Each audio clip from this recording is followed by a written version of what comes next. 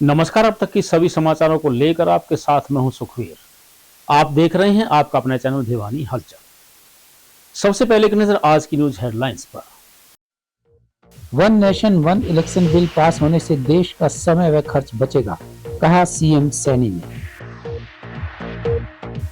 Roadways bus पलटने से 15 लोग घायल, 2 गंभीर, प्रशासन में अफरा तफरी। गोरक्षा दल भिवानी व भिवानी परिवार मैत्री संघ ने चलाया खंडित देव मूर्ति विसर्जन एवं निस्तारण अभियान। फ्रेंडली क्रिकेट मैच में गवर्नमेंट मॉडल संस्कृति स्कूल ने टीआईटी कॉलेज को 16 रन से हराया। अब खबरें विस्तार से। One nation one election bill pass होने से बार बार पंचायत, नगरपालिका, विधानसभा व लोकसभा चुनाव में नहीं उलझना पड़ेगा और देश का कीमती समय बचेगा। भिवानी पहुंचकर नायब सिंह सैनी ने किसानों के रेल रोको अभियान के बारे में कहा कि पंजाब सरकार को किसानों से बात कर उनकी समस्या हल करनी चाहिए। उन्होंने कहा कि हरियाणा सरकार किसानों को 100% फसलों को एमएसपी पर खरीद रही है। भावांतर भरपाई व विभिन्न कल्याणकारी योजना के माध्यम से राज्य सरकार किसानों को सीधा लाभ पहुंचा रही है। कांग्रेस नेता किसानों को बरगलाकर इस मुद्दे पर केवल राजनीति करने का काम कर रही है। भिवानी में एक निजी कार्यक्रम में हिस्सा लेने पहुंचे हरियाणा के मुख्यमंत्री नायब सिंह सैनी ने वन नेशन वन इलेक्शन का बिल लोकसभा में पास किए जाने का स्वागत करते हुए कहा कि यह भारत देश को विकसित राष्ट्र बनाने की दिशा में बड़ा कदम है। उन्होंने कहा कि इससे न केवल देश का खर्च बचेगा बल्कि समय की भी बचत होगी तथा भारत एक विकसित राष्ट्र की तरफ बढ़ेगा। उन्होंने कहा कि समय समय पर राज्य व केंद्र सरकारें पंचायत इलेक्शन, नगर पालिका इलेक्शन, विधानसभा इलेक्शन में अपना समय व पैसा गंवाते थे। इस बिल के आने के बाद उस समय व धन का प्रयोग राष्ट्र निर्माण में हो सकेगा। मुख्यमंत्री नायब सिंह सैनी ने किसानों के रेल रोको अभियान पर बोलते हुए कहा कि पंजाब सरकार को किसानों से बात करनी चाहिए तथा उन्हें उनकी समस्या का हल निकालना चाहिए।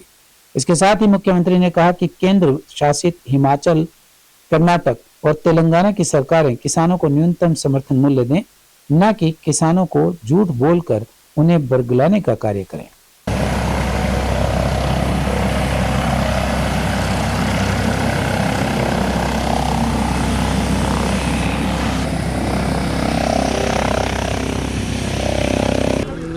वन नेशन वन इलेक्शन, देखिए आदरणीय प्रधानमंत्री जी का जो उनका विज़न है, जो उनकी सोच है कि भारत विकसित राष्ट्र बने और हम लगातार समस्याओं में ही उलझते रहते हैं। कभी चुनाव पंचायत का है, कभी चुनाव नगरपालिका का है और कभी चुनाव विधायिका का है और कभी चुनाव सांसद का है, लोकसभा का है। इन्हीं चुनाव के अंदर समय बर्बाद और पैसा वेस्टेज होता था। प्रधानमंत्री जी जो बिल लेकर के आए हैं वन नेशन वन इलेक्शन, उसकी मैं पूरी प्रशंसा करता हूं और इससे खर्चा भी कम होगा, समय भी बचेगा और ये भारत विकसित राष्ट्र गति से बनेगा। ये आदरणीय नरेंद्र मोदी जी की सोच है और उसको सोच की हम पूरी सराहना करते हैं। कल क्योंकि ये बिल लोकसभा के अंदर जब ये इंट्रोडक्शन के लिए रखा गया तो उसके ऊपर चर्चा होने के बाद वो पास भी हुआ है। मैं बहुत बधाई देता हूँ। कांग्रेस के पल्ला कुछ नहीं है, सदमे में है। ये उन्होंने इस प्रकार की वो बातें करते हैं क्योंकि जब उन्होंने अपने आप किया नहीं, अपने आप तो वो लगे रहे लोगों को परेशानी में खड़ा करने में और असुविधाएं लोगों के आगे समस्याएं पैदा करने में। जब समस्याएं पैदा की हैं तो अब कहाँ जहाँ वो चक्कर काट रहे हैं उसका कोई लाभ तो बढ़ने वाला नहीं है, परंतु किस लिए काट रहे हैं उनको पूछना चाहिए, उनको बताना भी चाहिए विषय क्या है। वो अपने गिरेबान में जा करके देखें कि जब हम सरकार हमारी लंबे समय तक रही है, देश के अंदर भी रही है, प्रदेश के अंदर भी रही है, तब तो वो किसी वर्ग के लिए कुछ नहीं कर पाए। ना उन्होंने किसानों के लिए किया, ना उन्होंने महिलाओं को सुरक्षित किया, ना उन्होंने युवाओं के लिए किया, ना उन्होंने गरीब के लिए किया। उन्होंने किसी के लिए जिस गति से काम करना चाहिए था नहीं किया। उन्होंने तो लोगों को समस्याओं के अंदर उलझा करके रखा है, उनकी सोच थी और अब उनका कुछ बटने वाला नहीं है। सर, किसानों का रेल रोको अभियान है, इस आंदोलन का किस रूप में? भिवानी से हांसी जा रही रोडवेज की बस के बुआनी खेड़ा के पास पलटने से 15 यात्री घायल हो गए। रोडवेज के जीएम दीपक कुंडू ने बताया कि बस पलटने की दुर्घटना में गंभीर 2 यात्रियों को पीजीआई रोहतक रेफर कर दिया गया है। वहीं इस बारे में घायल यात्री कृष्ण कुमार ने बताया कि हादसा एक ट्राले को ओवरटेक करते समय हुआ। एडीसी हर्षित कुमार ने बताया कि गंभीर रूप से घायलों को भिवानी सामान्य अस्पताल व अति गंभीर घायलों को पीजीआई रोहतक रेफर कर दिया गया है। दुर्घटना के कारणों की जांच अभी जारी है। भिवानी से हांसी जा रही रोडवेज बस भवानी खेड़ा के पास ट्राला को ओवरटेक करते समय पलट गई। इस बारे में एडीसी हर्षित कुमार ने बताया कि भिवानी हांसी की तरफ जा रही रोडवेज मिनी बस के पलटने से एक्सीडेंट हो गया, जिसमें करीबन 15 लोग घायल हो गए। गंभीर रूप से घायल हुए लोगों को भिवानी रेफर किया गया, जिसमें 2 सीरियस मरीजों को रोहतक पीजीआई रेफर कर दिया गया। दुर्घटना के कारणों का अभी पता नहीं चल पाया है। सीरियस जा रहा था, बस ने पलटे मारे 2, स्पीड तेज थी। इस बात का कोई पता नहीं भाई, ट्रेली से ओवरटेक करे हमने। हाँ पर नू कह रहा था नुका मैं रोडवेज का ड्राइवर हूँ, तुमने क्या पता, कह रहे थे भाई आराम से चला ले, आराम से चला ले, पूरी स्पीड से चला ले। वहीं रोडवेज जनरल मैनेजर दीपक कुंडू ने बताया कि रोडवेज बस के पलटने की सूचना मिली थी। मौके पर एम्बुलेंस के जरिए घायलों को अस्पताल लाया गया। बस पलटने के कारणों का अभी पता नहीं चल पाया है, आगे की कार्यवाही की जा रही है। रोडवेज की मिनी बस थी जो कि जा रही थी भिवानी से हांसी, उसका एक्सीडेंट हुआ जिसमें वो पलट गई और इसमें करीब 12-13 लोग घायल हुए, जिसमें से कईयों का माइनर इंजरीज आई। उनका उपचार तभी ही एम्बुलेंस टाइम पर पहुंची। जो के पास माइनर इंजरीज थी उनको भवानी खेड़ा में ही शिफ्ट करा दिया गया और उनका वहां पर उपचार हो रहा है। वहां पर भवानी खेड़ा में सब स्टेबल है। बाकी 7 लोगों को भिवानी सिविल हॉस्पिटल लाया गया, जिसमें से एक को हेड इंजरी है, उनको पीजीआई रोहतक रेफ़र किया गया है और बाकियों का यहाँ पर हमारे सिविल सर्जन साहब हमारे साथ ही हैं। वो टाइम पर वो सब एम्बुलेंस सब टाइम पर गई, टाइम पर आई और उनका टाइम से उपचार हुआ। अभी वो ट्रायल से भी निकल गए हैं और अपने रिस्पेक्टिव उनका सीटी एक्सरे वगैरह हो रहा है और कुछ को माइनर फ्रैक्चर्स हैं। कोई कैजुअलिटी अभी तक रिपोर्ट नहीं हुई है, ना ही हमें एक्सपेक्टेड है और अभी उनका सही से उपचार हो रहा है और सभी यहीं पर है। पलट गया, अभी हमें इन्वेस्टिगेट कर रहे हैं अभी एक्सीडेंट का रीज़न क्या रहा है। तो अभी मौके पे मैंने वर्क्स मैनेजर और फोरमैन को भेजा हुआ है और मैं भी अभी स्पॉट पे जा रहा हूँ, वहाँ जाके पता करते हैं कि भी किस रीज़न से गाड़ी पलटी है और ये इंजरी कैसे। पास कॉल आई थी भाई रोड पर बस पलटी और एक्सीडेंट हो गया। हम जल्द से जल्द 5 मिनट में पहुँच के ने घायल व्यक्ति को हॉस्पिटल पहुँचा दिया और रोड को क्लियर करा जी। ये कहाँ से चली थी, कहाँ जा रही थी? ये सर बता रहे थे भिवानी से चलकर हिसार जा रही थी। कितने सवारियां बैठी थी लगभग आपको सवारी बताओ? तो सवारियों से पता कराया था जी, ये बता रहे थे फुल भरी थी बस। भिवानी परिवार मैत्री संघ व गोरक्षा दल के द्वारा खंडित देवी देवताओं की मूर्ति विसर्जन व निस्तारण अभियान चलाया गया। गोरक्षा दल प्रधान संजय परमार ने बताया कि धार्मिक आस्था का सम्मान करते हुए पर्यावरण संरक्षण और सामुदायिक जागरूकता कर मंदिरों व नहरों के आसपास रखी गई खंडित देव प्रतिमाओं को विसर्जित व निस्तारित किया गया है।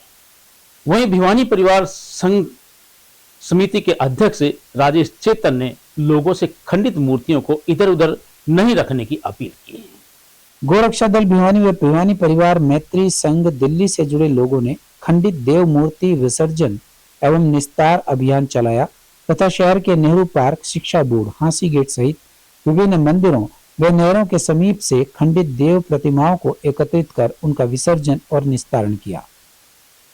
दोनों संगठनों के पदाधिकारियों ने कहा कि इस अभियान का मुख्य उद्देश्य धार्मिक आस्था और पर्यावरण को बचाने के अभियान में तेजी लाना और इस बारे में लोगों को जागृत करना था। गोरक्षा दल के प्रधान संजय परमार ने कहा कि खंडित देव मूर्ति विसर्जन एवं निस्तार अभियान न केवल धार्मिक परंपराओं का सम्मान करता है बल्कि पर्यावरण संरक्षण, सामुदायिक जिम्मेदारी और सामाजिक जागरूकता को बढ़ावा देकर एक सतत और स्वच्छ समाज की दिशा में योगदान करता है। वहीं भिवानी परिवार मैत्री संघ के अध्यक्ष राजेश चेतन ने कहा कि यह अभियान एक प्रयास है जिसके माध्यम से लोगों को जागरूक किया गया है कि वे बंद पड़ी नहर या पीपल के पेड़ के नीचे या मंदिर में खंडित प्रतिमाओं को ना फेंकें, क्योंकि इससे धार्मिक भावनाओं को ठेस पहुंचने के साथ ही पर्यावरण को भी नुकसान पहुंचता है। कविता की 2 लाइनें याद आ गई। सच में मंदिर है प्रिय, मान भले ना मान, गौ माता के रूप में हैं 33 भगवान। तो ये जो गौ माता है ये सनातन का चलता फिरता मंदिर है। मंदिर जा पाओ ना जा पाओ, गौ के दर्शन हो गए तो मंदिर के दर्शन हो गए, आप ये मानिए। लेकिन कलयुग में जो गौ माता की स्थिति हम देख रहे हैं, ऐसे में भिवानी का ये जो गौ रक्षक दल है, संजय परमार जिस दल को लीड करते हैं, ये ऐसी एक शख्सियत है जिनसे मेरा परिचय नाम से तो बहुत पुराना था, लेकिन आमने सामने दोनों अभी मिले जब इनको हमने दिल्ली में भिवानी परिवार मैत्री संघ ने इनको भिवानी गौरव अवार्ड दिया, तब हमको पता लगा संजय भाई के काम किस तरह के हैं। और आज ये गौशाला देख के, ये गौशाला कहूँ, इसको मंदिर कहूँ या मेरी गौ माता का अस्पताल कहूँ, मुझे समझ नहीं आ रहा है। ये मल्टीपर्पज़ काम कर रखा है इन्होंने। ये गौशाला भी है, ये अस्पताल भी है, ये मंदिर भी है अपने आप में। ऐसा एक अद्भुत काम कर रहे हैं। और मुझे जो जानकारी मिली है कि 10 मिनट के अंदर जहाँ पर भी इस तरह की कोई दुर्घटना होती है गौ माता के साथ में, कोई एक्सीडेंट होता है या कोई इस तरह का लगता है कि जो गोकशी करने वाले लोग उनको ले जा रहे हैं, तो हमारा ये गौ सेवक दल वहाँ पहुँच जाता है। और आज तो ये अच्छी बात यह है कि इस गौशाला में आज एक और अच्छा काम शुरू हुआ है। भिवानी परिवार मैत्री संघ ने दिल्ली में एक मुहिम चलाई थी। हम सनातन धर्म के लोग अपनी मूर्तियों को सड़कों पर छोड़ देते हैं, पीपल के पेड़ के नीचे छोड़ आते हैं, तो उन मूर्तियों को इकट्ठा करके और उन मूर्तियों को हम जींद के पास एक आश्रम है वहाँ छोड़ कर आते हैं।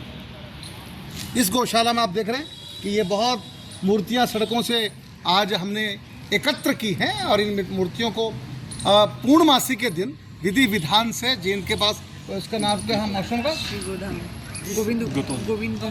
गोविंद धाम गतोली जींद के पास है, वहाँ पर हम भेज देंगे। पूर्णमासी को इन मूर्तियों का विसर्जन होगा बड़े तरीके के साथ। ये नया प्रोजेक्ट आज से हमारी गौ रक्षक दल ने, संजय परमार जी ने आरंभ किया है और अब हम ये धीरे धीरे शहर में मूर्तियों को इकट्ठा करते रहेंगे। मेरा नाम पूजा बंसल है। मैं भिवानी परिवार मैत्री संघ में पर्यावरण समिति को देखती हूँ। वहाँ पे जितना भी कार्यभार है वो मैं संभाल रही हूँ अभी। उसके अंदर हमने सबसे पहले जो काम शुरू किया है वो मूर्तियों का शुरू किया है। जो हमारे हिंदू समाज के जो देवी देवता हैं, जिनके आगे हम रोज़ हाथ फैला के उनकी पूजा करते हैं, जो हमसे मांगते हैं, उनको हम लोग खंडित होने के बाद पेड़ों के नीचे या पीपल के नीचे कहीं पर भी हम हिंदू समाज के लोग जो है वो छोड़ आते हैं। तो हमने ये मुहिम चालू करी है जिसके अंतर्गत हम दिल्ली के अंदर जितनी भी खंडित मूर्तियाँ हैं वो हम एकत्रित करते हैं और जब एक टेम्पो जितना माल हो जाता है तब हम उसको जींद के पास एक गांव है वहाँ पर हम उन्हें भेजते। एक पंडित जी वहाँ पर पूर्णिमा के दिन उनका विधिपूर्वक उनका निस्तारण करते हैं। तो यही मुहिम अब हमने सोचा है कि हम भिवानी में भी चलाएंगे और संजय परमार जी जो गोरक्षक हैं उन्होंने ये मुहिम का जिम्मा लिया है और भिवानी और आसपास के जितने भी गांव हैं सबसे हम मूर्तियां कलेक्ट करेंगे और वहाँ की सारी मूर्तियों का यहाँ पे लाकर और हम उनका सेम जो जुलाना में जिस तरीके से निस्तारण होता है वैसे ही हम कोशिश करेंगे कि यहाँ पर विधिपूर्वक उसी तरीके से निस्तारण करें। भिवानी मैत्री संघ दिल्ली के अंदर एक बहुत ही बढ़िया अभियान चला रखा है जिसमें खंडित देव प्रतिमाओं को वो निस्तारण और विसर्जन का कार्यक्रम करते हैं। हम वहाँ पे मीटिंग में गए थे तो हमें पता लगा तो हम बड़े प्रभावित हुए इससे। हमने कहा भी भिवानी में हम प्रोग्राम करेंगे। तो आज भिवानी परिवार मैत्री संघ के सहयोग से हमने आज गौरक्षा दल ने हमारी ये जितनी भी देव प्रतिमाएँ हैं खंडित है ये सारी इकट्ठी की है और इकट्ठी करके हम इनको है ना इकट्ठे अभी अपनी गौशाला में ले आए हैं और जल्दी ही जैसा भी हमारे राजेश चेतन जी हमारे प्रधान जी हैं जैसा हमारे को आदेश करेंगे वैसा हम इनको विसर्जन और निस्तारण का कार्य करेंगे। भिवानी की देखिए ये जो प्रतिमाएँ हैं ये अभी खंडित हैं लेकिन कभी हमारी माथे पे लगा करती थी, आज ये धूल फाँक रही हैं। देखिए ऐसा ना करें, ये खंडित होने के बाद अगर हम इनको ऐसे ही रोड पर फेंक देते हैं तो ये हमारी धार्मिक आस्था के प्रति नाइंसाफ़ी है, साथ ही पर्यावरण के प्रति भी हम गलत काम कर रहे हैं। टीआईटी कॉलेज के ग्राउंड में गवर्नमेंट मॉडल संस्कृत स्कूल के अध्यापकों व टीआईटी कॉलेज के प्रोफेसर्स के बीच 12-12 ओवर के क्रिकेट मैच का आयोजन किया गया। इस बारे में टीम के कोच मदन गोपाल ने बताया कि टीआईटी कॉलेज के अध्यापकों ने टॉस जीतकर स्कूल अध्यापकों को पहले बैटिंग करने का मौका दिया। गवर्नमेंट मॉडल संस्कृति स्कूल अध्यापकों ने बेहतर बैटिंग करके मैच को 16 रन से जीत लिया। वहीं इस अवसर पर कॉलेज के डायरेक्टर बी के बेहरा ने कहा कि इस तरह के आयोजनों से अध्यापकों के बीच आपसी सद्भावना बढ़ती है। क्रिकेट मैच का शुभारंभ कॉलेज डायरेक्टर श्री बी के बेहरा द्वारा टॉस के साथ किया गया। इस रोमांचक मुकाबले में गवर्नमेंट मॉडल संस्कृति सीनियर सेकेंडरी स्कूल की टीम ने टीआईटी कॉलेज की टीम को 16 रन से हरा दिया। गवर्नमेंट मॉडल संस्कृति की टीम ने निर्धारित 12 ओवर्स में 97 रन बनाए, जिसके जवाब में टीआईटी कॉलेज की टीम 81 रन ही बना पाई। टीआईटी कॉलेज के उमेश मुदगिल ने अंपायर की भूमिका निभाई। वहीं मैन ऑफ द मैच का पुरस्कार गवर्नमेंट मॉडल संस्कृति सीनियर सेकेंडरी स्कूल के प्राध्यापक अजेंद्र शर्मा ने जीता। तो सिंगल लेके ट्राई स्ट्राइक दे दे इसको। कॉलेज और government model senior secondary school का मैच है ये। सर का 2 दिन पहले ही मैसेज आया था कि हम एक फ्रेंडली मैच खेलना चाहते हैं, तो हमने बड़ी खुशी जाहिर की। हमारी बहुत अच्छी बात है, आप लोग स्कूल बल्कि अपने कॉलेज में भी आप गेम शुरू करें। पहले यहाँ हम खुद काफ़ी मैचों में अंपायरिंग और एथलेटिक्स में रेफरशिप करके गए हैं। बीच में कोई कारण रहे होंगे कॉलेज के बंद हुआ, तो उसका अब सर ने कहा कि शायद हम इसको दोबारा शुरू कर देंगे। बहुत बढ़िया एंजॉय किया जी। थैंक यू टीआईटी, इन्होंने ये मैच रखा और बहुत अच्छे प्लेयर्स हैं टीआईटी के भी, मॉडल संस्कृति के भी, और बहुत रोमांचपूर्वक मैच किया है। बहुत ही अच्छा लग रहा है। और अब चलते चलते नमकीन मिठाई और स्नैक्स बनाने वाली मशहूर कंपनी हल्दीराम में हिस्सेदारी खरीदने की होड़ तेज हो गई है। नवीनतम रिपोर्टों के अनुसार ब्लैकस्टोन के नेतृत्व वाला एक कस्टोडियन इस दौड़ में सबसे आगे है। इस कस्टोडियन में अबू धाबी इन्वेस्टमेंट अथॉरिटी और Singapore state fund GIC PTE भी शामिल है, जो हल्दीराम में 20% हिस्सेदारी के लिए 15,000 करोड़ रुपए का निवेश कर ब्लूमबर्ग की एक रिपोर्ट के अनुसार दोनों पक्षों के बीच बातचीत अंतिम चरण में है और अगले कुछ हफ्तों में एक समझौते पर मुहर लगने की उम्मीद है। इस सौदे के बाद हल्दीराम का मूल्यांकन लगभग 70,000 करोड़ रुपए होने का अनुमान है। हालांकि यह भी बताया गया है कि कुछ अन्य कंपनियां, जिनमें सिंगापुर की टेमासेक होल्डिंग्स PTE भी शामिल हैं, भी हल्दीराम में हिस्सेदारी खरीदने में रुचि ले रही है। पहले ऐसी खबरें आई थी कि ब्लैकस्टोन के नेतृत्व वाला कंसोर्टियम हल्दीराम में बहुमत हिस्सेदारी हासिल करने की तैयारी में है, लेकिन अब यह केवल 20% हिस्सेदारी करने पर विचार कर रहा है। हालांकि इस बारे में अभी कोई अंतिम निर्णय नहीं लिया गया है। ब्लैकस्टोन के एक प्रतिनिधि ने इस संभावित सौदे पर टिप्पणी करने से इनकार कर दिया है। हल्दीराम का इतिहास 1930 का है और यह अपने नमकीन भुजिया उत्पादों के लिए प्रसिद्ध है। समय के साथ कंपनी ने अपने पोर्टफोलियो का विस्तार किया है और अब ये मिठाइयां भी बेचने शुरू कर दी है। हल्दीराम के रेस्टोरेंट भी हैं जहां विभिन्न प्रकार के व्यंजन परोसे जाते हैं। कंपनी सिंगापुर और अमेरिका जैसे कई अंतर्राष्ट्रीय बाजारों में भी अपने उत्पादों का निर्यात करती है। पिछले साल टाटा समूह द्वारा हल्दीराम को खरीदने की चर्चा थी। उस समय कंपनी का मूल्यांकन 10 अरब डॉलर आंका गया था। हालांकि बाद में इसका खंडन किया गया। हल्दीराम के प्रमोटर कंपनी के IPO लाने और बहुमत हिस्सेदारी बेचने जैसे विकल्पों पर विचार कर रहे हैं। और अंत में फिर से एक नजर आज की न्यूज हेडलाइंस पर। One nation one election bill pass होने से देश का समय व खर्च बचेगा, कहा CM सैनी ने। रोडवेज बस पलटने से 15 लोग घायल, 2 गंभीर, प्रशासन में अफरा तफरी। गोरक्षा जल भिवानी व भिवानी परिवार मैत्री संघ ने चलाया खंडित देव मूर्ति विसर्जन एवं निस्तारण अभियान। फ्रेंडली क्रिकेट मैच में गवर्नमेंट मॉडल संस्कृति स्कूल ने TIT कॉलेज को 16 रन से हराया। अब मुझे दीजिए इजाजत। देखते रहिए आपका अपना चैनल भिवानी हलचल।